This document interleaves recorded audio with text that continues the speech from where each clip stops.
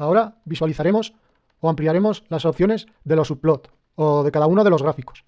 Estos podemos ver que pueden ser invocados con un número de filas y un número de columnas, lo cual nos creará un grid o caja o serie de cajas en las cuales podamos ir metiendo cada uno de los gráficos, de tal forma que estos puedan ser ordenados. Podemos darle un número de orden, el cual nos dará lugar a la posibilidad de ubicar cada uno de los subplots que generemos en su parte del grid, de tal forma que esto sea ordenado.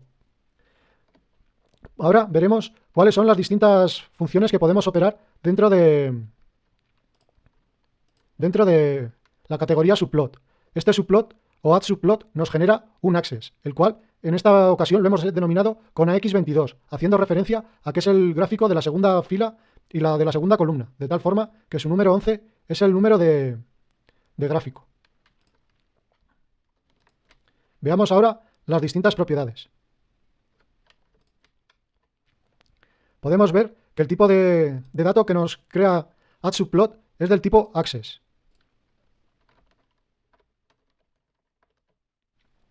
Y podemos ver otra vez el diccionario de estos access y todas sus características. Podemos ver que son múltiples, incluso más que de la orden figure, de la cual provenía.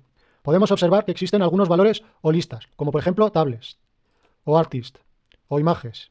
Estas imágenes serían las imágenes raster que podemos cargar, como por ejemplo desde la librería PIL, o cargando una imagen en PNG. También tendríamos la lista de lines. Esta sería una lista en la cual estarían cada uno de los gráficos con coordenadas X y Y de forma lineal, al igual que los gráficos scatter u otro tipo de gráficos de ese tipo. También tendríamos la opción de patches. Estos serían los distintos gráficos, por ejemplo, de barras u otros tipos similares. También tendríamos los distintos textos, los cuales podríamos ir generándolos y ubicándolos en cada uno de los axes para tener una orientación de cómo esto se ubica. Podemos observar que tenemos también la opción del título, incluso unas coordenadas en las cuales ubicarlo.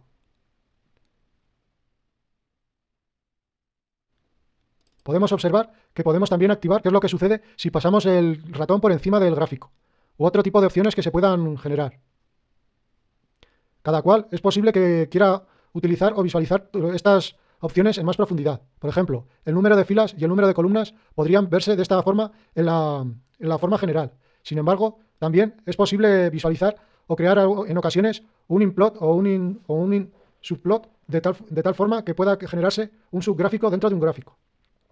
También podríamos activar que este tipo de subplot fuese animado, o cuáles fuesen los distintos límites en dirección horizontal y vertical, de tal forma que generásemos esta información para ubicar el gráfico dentro de la pantalla o los datos de dentro del gráfico, de tal forma que generásemos el XLim y el YLim, de tal forma que generásemos cada uno de los ejes. Eso se debe generar en el subplot. Igualmente, podemos observar todas las funciones que podemos utilizar en cada subplot, viendo que estas son múltiples.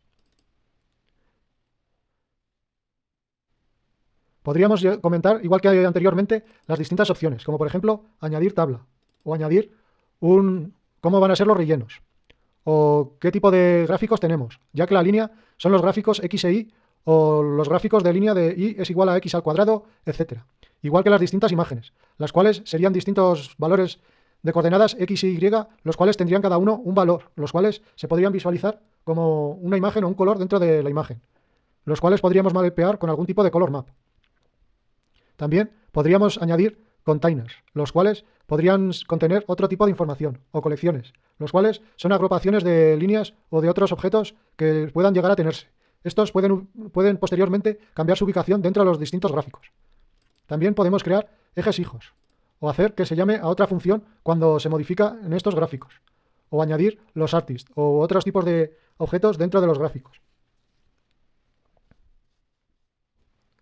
Podemos ver que el número de funciones que se pueden realizar son múltiples, pudiendo ser necesario el estudio o la visualización de cada uno de los tipos de datos. También podríamos, por ejemplo, añadir algunos efectos a algunos de los objetos, como por ejemplo a los paths, pudiendo realizar algún tipo de sombra, o visualizar si existe leyenda o modificarla, o visualizar cuáles son los distintos límites de los ejes X e Y, sus etiquetas, etc.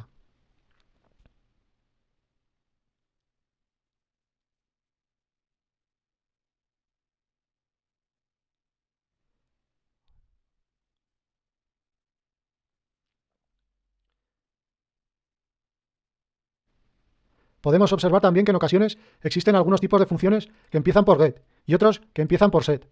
Get es lo que se utiliza para extraer la información, de tal forma que esta serie de datos con la función get se supone que pueden ser relevantes y que pueden ser posteriormente utilizados con algún motivo. Igualmente, la opción set puede realizarse con opciones de modificar estos datos, de tal forma que estos datos generalmente suelen ser los datos que necesitamos personalizar.